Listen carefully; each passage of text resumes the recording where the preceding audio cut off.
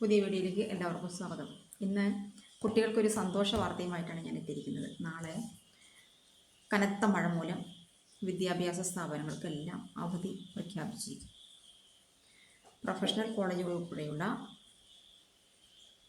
അംഗനവാടികൾ ഉൾപ്പെടെയുള്ള എല്ലാ വിദ്യാഭ്യാസ സ്ഥാപനങ്ങൾക്കും നാളെ അവധിയാണ്. എന്നാൽ ഇത് കുട്ടികളൊരു ആഘോഷമാക്കി മാറ്റണ്ട. ഇത് പറയാൻ വേണ്ടിയിട്ടാണ് ഞാനിപ്പോൾ വന്നിരിക്കുന്നത് കേട്ടോ.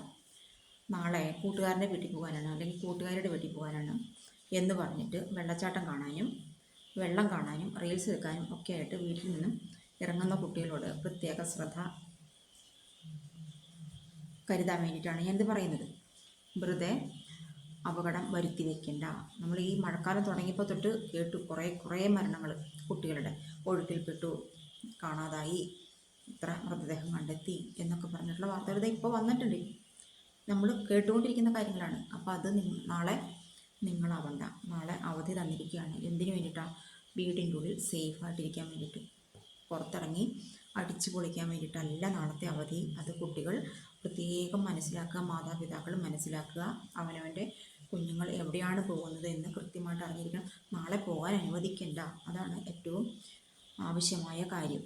വെറുതെ കയ്യോ വളരുന്നത് കാലോ വളരുന്നത് എന്ന് പറഞ്ഞിട്ട് നമ്മൾ വളർത്തി കൊണ്ടുവരുന്നത് എന്തിനു വേണ്ടിയിട്ടാണ്? അവർക്ക് നല്ലൊരു ജീവിതം, നമുക്കും അതും കണ്ടാസ്വദിക്കുന്നതിനും അവരുടെ തണലിൽ ജീവിക്കുന്നതിനും വേണ്ടിയിട്ടാണ്. ഈ ചെറിയ പ്രായത്തിൽ, ഈ കൗമാര പ്രായത്തിൽ ഒന്നും അവർ പ്രശ്നങ്ങളൊന്നും ഉണ്ടാക്കി കൂട്ടണ്ട. സുന്ദരമായ ലോകം നാളെ എന്താണ് അല്ലെ, ഓരോ ദിവസം തോറും മാറ്റങ്ങൾ വന്നുകൊണ്ടിരിക്കുകയാണ് ഭൂമിക്ക്, നമ്മുടെ സമൂഹത്തിന്. അപ്പോൾ അതൊക്കെ കാണാനൊക്കെ ആയിട്ട് നമുക്ക് ആരോഗ്യം വേണം, ആയുസ്സും വേണം. അത് നിങ്ങൾ വെറുതെ നശിപ്പിച്ച് കളയരുത്. പിന്നെ എനിക്ക് പറയാനുള്ള കാര്യം എന്താണെന്നറിയോ? ഈ പെരുമഴക്കാലം കാണുമ്പോൾ ഞാനൊക്കെ എൻ്റെ ചെറുപ്പകാലം ഓർത്ത് പോവുക. വയ്ക്കാനും വിളമ്പാനും കുടിക്കാനും ഇല്ലാതിരുന്ന കാലമുണ്ടായിരുന്നു പണ്ട്. ഇന്നെല്ലാം വിരൽ തുമ്പിലാണ്. നമ്മൾ എന്താഗ്രഹിക്കുന്നു അത് നമ്മുടെ വീട്ടുപടിക്കൽ വന്ന് കിട്ടിയിരിക്കും. ഭക്ഷണമായാലും വസ്ത്രമായാലും എന്ത് തന്നെയായാലും. പക്ഷേ അന്നൊക്കെ ഒരു നേരത്തെ ആഹാരം കഴിക്കാൻ വേണ്ടിയിട്ട് കഷ്ടപ്പെട്ട് ആഗ്രഹിച്ച് എങ്ങനെ കിട്ടും എന്നൊരു ഐഡിയയും ഇല്ലാതിരുന്ന ഒരു കാലമുണ്ടായിരുന്നു.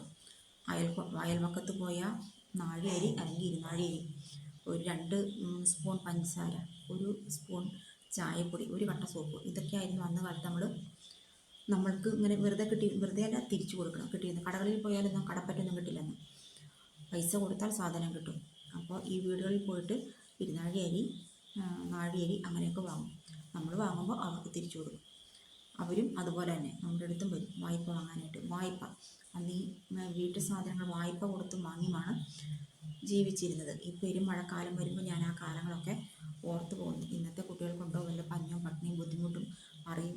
അവർക്കൊന്നും അറിയില്ല. അവരടിച്ചു പൊളിക്കുകയാണ്. അതിൻ്റെ ഭാഗമായിട്ടാണ് ഒരുപാട് കുരുന്നുകൾ ആ കാലത്തിൽ നിന്ന് നമുക്ക് നഷ്ടപ്പെട്ടുകൊണ്ടിരിക്കുകയാണ്. ഒരു ബൈക്ക് വാങ്ങും, അല്ലെങ്കിൽ ഇതേമാതിരി ഒരു ഫോൺ വാങ്ങും, ഒരു വെള്ളച്ചാട്ടം, അല്ലെങ്കിൽ ഓട്ട മത്സരം. ഇതിനൊക്കെ നഷ്ടമാകുന്നത് നമുക്ക് നമ്മുടെ മക്കളെയും നമ്മുടെ ഭാവി വാഗ്ദാനങ്ങളെയുമാണ്. അതുകൊണ്ട് മാതാപിതാക്കൾ ശ്രദ്ധിക്കുക.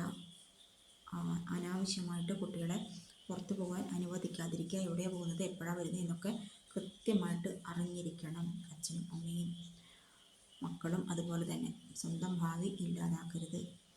ഈ കഴിഞ്ഞ ദിവസങ്ങളിലൊക്കെ നമ്മൾ കേട്ട വാർത്ത നാളെ നിങ്ങളാവാതെ നോക്കുക. അപ്പോൾ എല്ലാവരും സേഫായിരിക്കും. വീണ്ടും കാണാം.